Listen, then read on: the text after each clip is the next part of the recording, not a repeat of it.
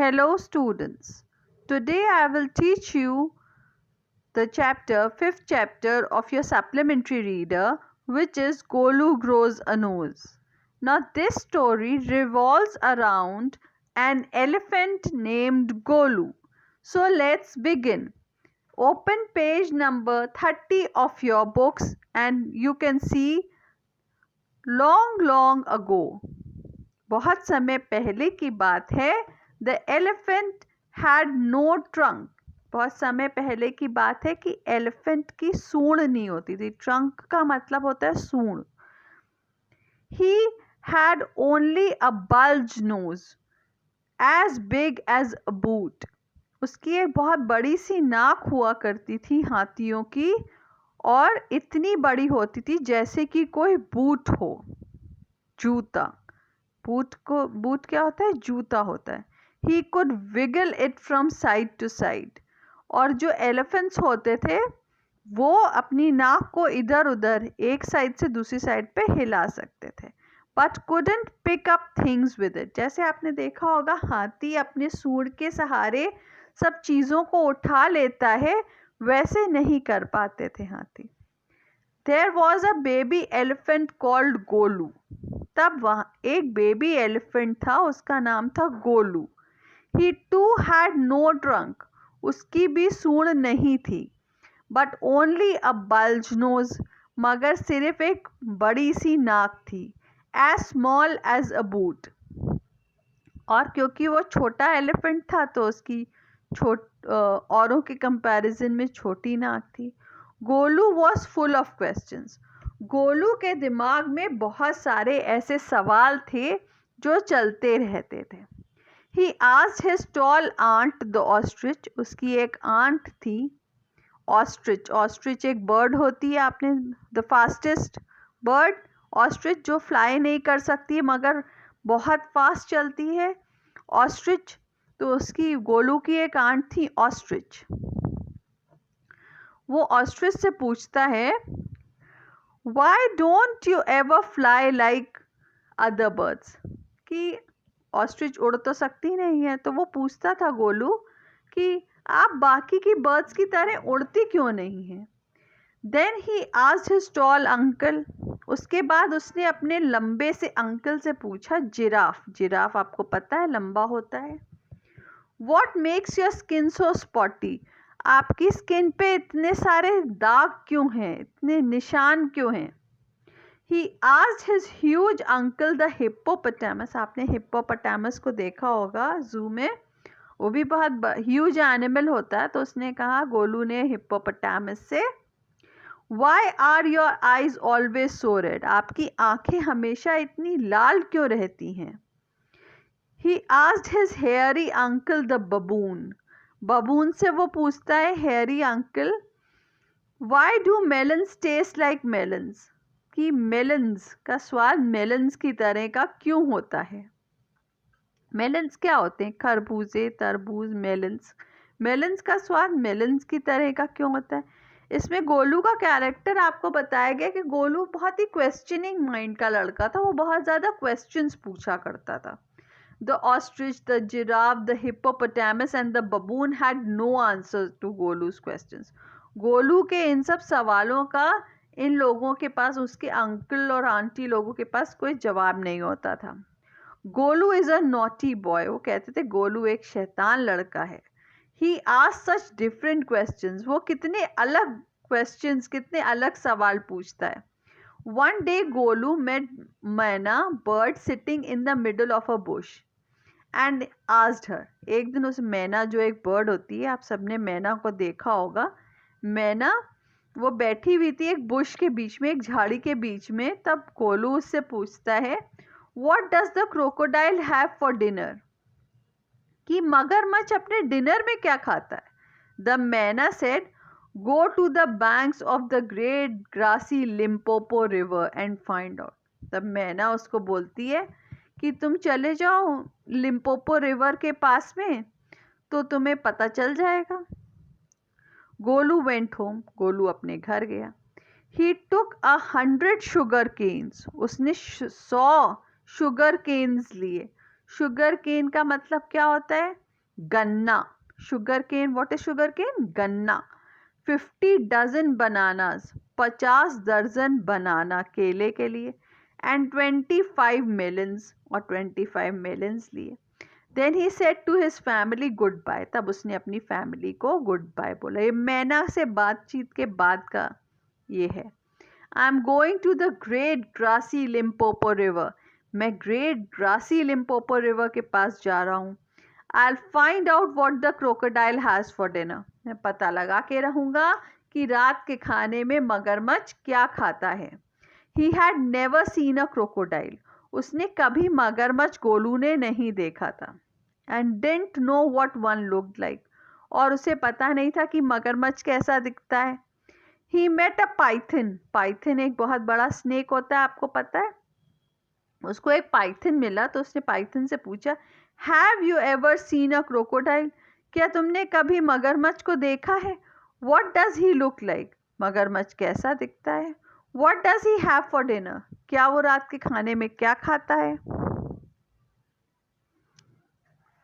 The python uncoiled himself, python uncoil का मैं आपको पता है, जो स्नेक्स होते हैं जब वो ट्रीज की या किसी चीज़ की ब्रांच से लिपटे हुए रहते हैं, तो उसने वो अनकॉइल किया अपने आप को ब्रांच से, और बट मगर कुछ बोला नहीं। Golu politely helped him to coil round the branch again and said goodbye to him, Golu ने उसको हेल्प किया कि वो फिर से पेड़ के चारों तरफ अपने आप को बांध ले, और उसको गुड बाय करके वहाँ से चल दिया।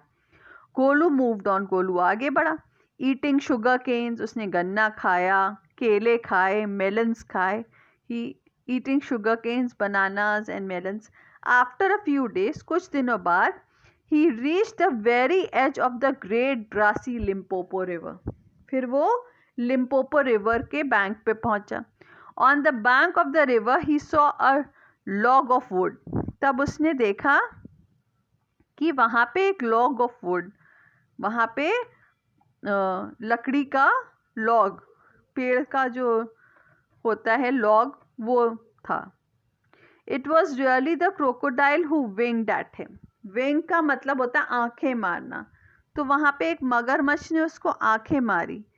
एक्सक्यूज मी, गोलू बोला, excuse me, have you ever seen a crocodile, आपका कोई अपना काम कर रहा हो, ये कोई अजनबी हो, तो आप उससे कैसे बात करेंगे? एकदम से आप कहेंगे एक्सक्यूज मी, आपको कुछ पूछना होगा तो आप कहेंगे एक्सक्यूज मी। तो गोलू ने भी ऐसे ही किया, बोला excuse me, have you ever seen a crocodile, क्या आपने कभी मगरमच्छ को देखा है? Come here, the crocodile winked again, अब क्रोकोडाइल ने फिर से आंख मारी। And lifted half his tail, और अपनी आधी पूंछ उठाई मड, मिट्टी में से बाहर, और बोला कम हियर, यहाँ आओ लिटिल वन, छोटे से हाथी यहाँ आओ। Said the crocodile, why do you ask such questions, तुम ऐसे सवाल क्यों पूछते हो? आई वॉन्ट टू नो, मैं जानना चाहता हूँ। कम क्लोज लिटिल वन, मेरे पास आओ। For I am the crocodile, क्योंकि मैं ही मगरमच्छ हूँ। And he shed crocodile tears to show it was quite true. अब आपको पता है, आप लोगों ने सुना होगा मगरमच्छ के आंसू, तो उसने मगरमच्छ के आंसू निकाले, क्रोकोडाइल ने, मगरमच्छ ने मगरमच्छ के आंसू निकाले, मतलब नकली में रोना। गोलू वॉज अफ्रेड, गोलू कुछ डरा हुआ था। But he sat down on the bank and said, मगर वो बैंक पे बैठा और बोला, रिवर बैंक पे बैठा और बोला, you are the very person I was looking for, मैं तुम्हारी ही तलाश कर रहा था। Please tell me what you have for dinner, please मुझे बताओ तुम रात के खाने में क्या खाते हो। Come here little one and I will whisper the answer to you, उसने कहा मेरे पास आओ, मैं धीमी आवाज़ में तुम्हारे कान में बता दूंगा। Golu put his head down close to the crocodile snout, अब उसने क्रोकोडाइल के मुंह के पास अपना सिर रखा। The crocodile cot him by the nose, अब क्रोकोडाइल ने उसको क्या किया, नाक पे से पकड़ लिया। I think today a baby elephant be my dinner, मुझे लगता है आज ये छोटा हाथी का बच्चा मेरा डिनर बनेगा। Let me go, you are hurting me mister crocodile. अब इस बात पे गोलू बोला, मुझे जाने दो, तुम मुझे चोट पहुंचा रहे हो mister crocodile. The python who had been quietly following Golu, python जो गोलू को फॉलो कर रहा था, पाइथन मिला था उसको रास्ते में, मैंने बताया था पाइथन मिला था उसको रास्ते में, वो उसको फॉलो कर रहा था। वो आ गया वहाँ पे रिवर के पास में और बोला, if you do not pull as hard as you can the crocodile will drag you into the stream. अगर तुम अपने आप को खींचोगे नहीं बहुत क्रोकोडाइल के अगेंस्ट में, तो क्रोकोडाइल तुमको रिवर स्ट्रीम में घसीट ले जाएगा। Golu sat back on his little haunches and pulled. Golu बैठ गया अपने घुटनों पे और पुल करना उसने शुरू किया। The crocodile slipped into the water, crocodile फिसल गया पानी में, making it all creamy with great sweeps of his tail and he also pulled. जब वो पानी में गया तो वहाँ पे झाग उठने लग गया, तो वही यहाँ पे बताया, it was all creamy with great sweeps of his tail. Then the python coiled himself round Golu stomach. तब पाइथन ने अपने आप को गोलू जो एलिफेंट था उसके चारों तरफ बांधा। लेट्स पुल हार्डर, चलो और कस के खींचते हैं, पाइथन बोला। Golu dug in all his 4 legs in the mud and pulled।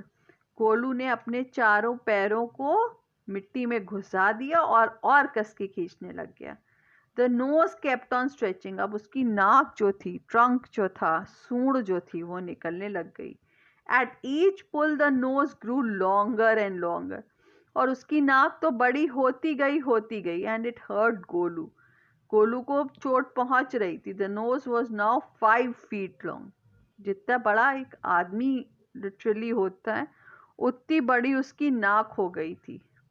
But it was free at last, मगर आखिरी में क्रोकोडाइल ने उसको छोड़ना ही पड़ा। गोलू सैट डाउन, गोलू बैठ गया। For 2 days waiting for his nose to cool and to shrink, Golu बैठा रहा कि उसकी नाक में जो इतनी चोट पहुंची है, जिसकी वजह से उसको इतनी चोट पहुंची है, और वो छोटी हो जाए, उसने ऐसा सोचा। तो वहाँ पे 2 दिन तक इस बात का इंतज़ार करता रहा। इट ग्रू कूल, उसको चोट लगना तो बंद हो गई, मगर उसकी नाक छोटी हुई नहीं। At the end of the second day, दूसरे दिन के जब ख़त्म होने वाला था, fly came and stung Golu on the shoulder. एक मक्खी आई, उसने गोलू के कंधे पर काट लिया। Golu lifted his long nose, Golu ने अपनी लंबी सी ट्रंक, जो नोज जिसको यहाँ कहा गया ट्रंक, सूंड को उठाया and with it hit the fly dead, और उससे मार डाला मक्खी को। एडवांटेज नंबर 1, पाइथन बोला, इसका तुम्हारी नाक लंबी होने का पहला advantage, you couldn't have done it with a small nose, तुम एक छोटी नाक से ये काम कर ही नहीं सकते थे। Try and eat a little now, अब थोड़ा सा खाने की कोशिश करो। Golu put out his trunk, Golu ने अपनी सूंड निकाली, आगे बढ़ाई, and plug the large bundle of grass, और एक बड़ा सा उसने बंडल घास का लिया। He dusted it against his 4 legs, उसने अपने 4 legs से धूल हटाई और सब अपने मुंह में भर ली। एडवांटेज नंबर 2, अब इस बात पे पाइथन बोला हिस करते हुए, ये रहा दूसरा एडवांटेज ट्रंक होने का। You couldn't have done it with a small nose, तुम एक छोटी नाक से ये काम कर ही नहीं सकते थे। Don't you think the sun is too hot now, तुम्हें नहीं लगता कि बहुत ज़्यादा गर्मी है। Golu scooped up some mud from the bank, Golu ने थोड़ी सी मिट्टी ली वहाँ रिवर बैंक से, जो नदी का तट था वहाँ से थोड़ी सी मिट्टी ली और अपने सिर पे डाली, and slapped it on his head, और अपने सिर पे डाली।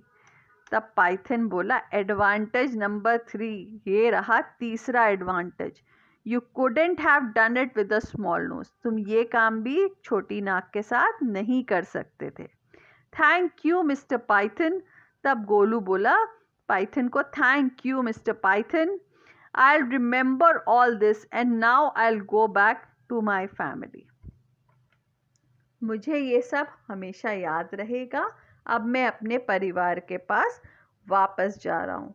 Now this story is by a very famous author, writer, Rudyard Kipling. It is simplified and abridged. इसका मतलब है कि ये स्टोरी को सिंपल लैंग्वेज में लिखा गया है, सिंप्लीफाई किया गया है, और एब्रिज का मतलब है कि काटा गया है. इस पोर्शन, कुछ पोर्शंस इसके काटे गए हैं. So this was the whole chapter. Now listen to the explanation carefully. Then in the next class we shall do the question and answers. Okay, till then, okay, this was all for the day.